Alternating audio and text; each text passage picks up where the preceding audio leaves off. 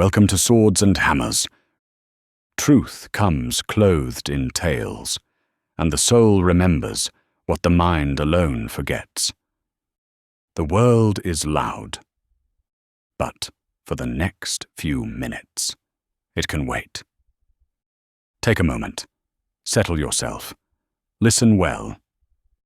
Come, let us begin. The Arena of Whispers. Chapter 1. The Voice and the Void. The water was a cold weight, a liquid shroud that held him for a moment in the stillness of the grave. He then broke the surface, gasping. The air was sharp in his lungs. And then it happened. The sky did not open. It was torn. It was ripped apart like an ancient scroll, and through that violent rent in the fabric of the world, a light descended, not the gentle light of dawn, but a living fire that took the shape of a dove and settled upon him. Then came the voice. It was not a sound that struck the ear, but a force that struck the soul, a word of such creative power that it vibrated in his very bones. It was the sound of a father naming his child, a king anointing his heir. This is my beloved son, in whom I am well pleased. In that moment, he was known. He was affirmed. He was loved with a love that was the foundation of all things. The universe sang with the truth of it. And then, it was over. The same spirit that had descended in peace now led him into conflict. It was not a gentle guidance, but a solemn, inexorable drawing, a current pulling him away from the green banks of the river, away from the faces of men, away from the echo of that glorious voice. It led him up, into the high and lonely places where the world was stripped bare. The wilderness. It was not merely empty. It was an active, crushing emptiness, a place of ancient silence, where the only sound was the grating of stone underfoot and the sigh of a wind that carried no life. The sun was not a source of warmth, but a hammer of white-hot brass that scoured the landscape, bleaching the rock and baking the dust. By day it was a furnace, by night a tomb of cold stone under a canopy of indifferent stars. He was utterly alone. The memory of the water, the light, the voice, it all began to feel like a dream from another life. The Father's declaration, which had been a flag planted in the heart of reality, now seemed a distant whisper. And into the space that glorious sound had once filled, a new silence crept in. It was not the silence of peace, but the silence of the void, a profound and soul-crushing emptiness waiting to be filled. The anointing had been a declaration of war. This arena was the proving ground. Chapter 2. The Counsel of the Stones. 40 days. The sun rose and set 40 times. Each day, a new lesson in the anatomy of hunger. At first, it was a simple fire in the belly. Then it became a twisting knot of agony. Then, a hollow ache that consumed all other thought. Finally, it became a kind of clarity, a state of being where the body was a fragile ghost and the spirit was stretched taut, like a harp string, over the chasm of its own need. His communion with the Father had been his only food, but now even that felt thin against the screaming insistence of his flesh. It was in this state of perfect vulnerability that the whisper began. It did not come from without, but from within, coiled in the cold logic of his own mind. It was a voice of pure, calm reason. If it began, and that single word was a drop of acid on the foundation of his faith. If you are the Son of God, then this suffering is absurd. You have power. You have need. Use one to solve the other. It is only logical. Command that these stones become bread. He looked down. The smooth, heat-blasted stones at his feet seemed to shimmer, to soften at the edges. For a fleeting moment, he could almost smell the scent of a fresh-baked loaf. The whisper pressed its advantage. This is not a sin, it is survival. It is common sense. Why depend on a father who has led you to a place of starvation? Prove your identity to yourself. Be your own provider. Take what is yours. It was the primordial lie, the heresy of self-sufficiency, dressed in the robes of pragmatism, the suggestion that sonship was a tool for self-service, that divinity was proven through independence. He felt the terrible pull of it, the simple, irrefutable logic of his own empty stomach. But another memory rose to meet it, not the memory of a voice, but of a truth written on the heart of creation. A son does not prove his identity by seizing his inheritance. He proves it by trusting his father's care.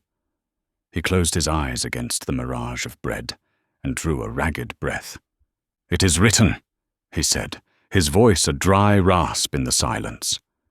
"Man shall not live by bread alone, but by every word that proceeds from the mouth of God." He spoke the words into the emptiness, an act of radical trust. He chose to live on a promise he could not hear over the bread he could almost taste. The stones remained stones. The hunger remained. But the whisper fell silent. Chapter 3. The Dream of the Spire. The next assault came not through the body, but through the spirit. It was a feverish, disorienting vision. He was no longer in the wilderness of rock and sand, but was lifted, weightless, to a dizzying height. He stood on the highest point of the holy temple, the pinnacle that pierced the sky above the city of God. Below him, the courtyards were a sea of upturned, adoring faces. The whole world, it seemed, was gathered to watch. The whisper returned, but its voice was different now. It was no longer cold and pragmatic, but pious and sweet, dripping with the language of faith. "If you are the Son of God," it sang, "then show them. The path of quiet obedience is too long, too slow, too fraught with pain. Here is a shortcut to glory, a single, spectacular act of faith that will win their hearts in an instant. Throw yourself down." And then, the master stroke. The whisper quoted the holy words, twisting a promise into a dare. "For it is written, He shall give His angels charge over you, and in their hands they shall bear you up, lest you dash your foot against a stone." The venom was in what it left out. It offered a promise of protection, but not in the path of duty. It offered a spectacle, a divine performance to force the Father's hand. Make Him send the angels. Create a miracle. Become the object of your own faith. It was the idolatry of spiritual experience, the temptation to trade the quiet substance of trust for the thrilling shadow of a sign, to make God a performer in the drama of one's own validation. He could feel the allure of it, the roar of the crowd, the flash of angelic wings, the instant vindication that would bypass the long, lonely road of sufferings that stretched before him. But true faith does not put God to the test. It trusts Him in the test. He looked down not at the imaginary crowd, but into the heart of the lie. This was not faith, but presumption. This was not trust, but blackmail. "It is written again," he said, his voice firm, cutting through the dreamlike haze. "You shall not tempt the Lord your God." The vision dissolved. The spire, the temple, the crowds, they all vanished like smoke. He was back in the wilderness, standing on the solid ground of the Father's will, the quiet and often monotonous path of obedience. Chapter 4. The Grand Usurpation. Having failed with the logic of the flesh and the piety of the spirit, the whisper dropped its mask. The final assault was an act of raw, unveiled ambition. The vision returned, but it was no dream. The very landscape around him seemed to warp and stretch, pulling him upward to the peak of an impossibly high mountain. From this satanic vantage point, the whole of human history was spread before him like a map. He saw it all, the kingdoms of the world and their glory. It was a panorama of breathtaking and tragic grandeur. He saw the pomp of empires, legions marching under brazen eagles, pyramids scraping the sky. He saw the wealth of treasuries, the glitter of gold and jewels in 1,000 throne rooms. He saw the beauty of art and the blood of conquest, the scales of justice and the rack of the tyrant, all intertwined in the terrible, glorious tapestry of man's striving. The whisper was no longer a voice in his head. It was a presence beside him, a vast, cold shadow that radiated an ancient and proprietary authority. All this, the shadow boomed, the sound echoing across the valleys of history. All this power, all this glory I will give to you. It is mine to give. It was the great lie, the fraudulent claim of the usurper who mistakes his temporary lease for permanent ownership. The Father's way is the way of thorns, the shadow continued. It is the path of weakness, suffering, and death. I offer you another way. The crown without the thorns, the kingdom without the cost. You can have it all now. Redeem it all, now. There is only one price. The champion looked at the shadow, and for the first time he saw the bottomless, burning hunger for adoration that fueled its every move. Fall down and worship me. There it was. The final battle was never about bread or about signs. It was, and always had been, about worship. The central question of the universe laid bare. Who is worthy? The shadow was not just offering a bribe, it was presenting a legal claim. It was the de facto ruler asking the de jure king to bend the knee, to legitimize the grand usurpation with a single act of cosmic treason, to accept the world as it is, under the law of the shadow, rather than as it ought to be, under the law of the Father. Chapter 5. The Unmaking of the Shadow. The champion turned from the panoramic lie of the kingdoms and faced the vast emptiness of the shadow. He was filled not with rage, but with the clean, cold fire of absolute authority. His response was not an argument, but a sentence. It was not a refusal, but a dismissal. "Away with you, Satan," he commanded. The words were spoken with the same creative force that had torn the heavens. They did not merely challenge the shadow, they unmade its reality in that place. The effect was instantaneous and total.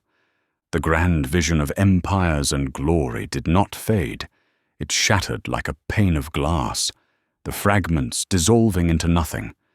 The impossible mountain beneath their feet crumbled into dust. The shadowy presence did not flee in terror.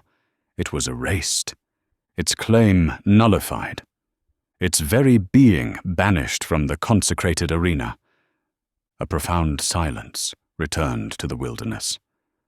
But it was not the crushing silence of the void. It was a clean, holy quiet, the silence of a throne room after the usurper has been cast out and the true king has taken his seat. Reality had been put back into its proper alignment by a single, unwavering act of worship. Into this hallowed silence they came, angels. They moved with a quiet reverence, their presence a balm on his scourged spirit. They did not arrive with a trumpet blast or a celestial choir. Their ministry was humble, real, and sufficient. He who had refused to turn stones to bread by his own power was now fed by the hands of heavenly messengers. They brought him water that was cooler and sweeter than any earthly spring, and a single piece of bread, more satisfying than a king's feast. The very things he had refused to seize for himself were now given freely, as a gift from the Father's hand. The story did not end with a triumphant exit. It ended with him being strengthened in the wilderness. The battle was won, but the war, the long, dusty road to the cross, was just beginning. He ate, and he drank, and in the quiet strength of the Father's provision, he was ready. Selah.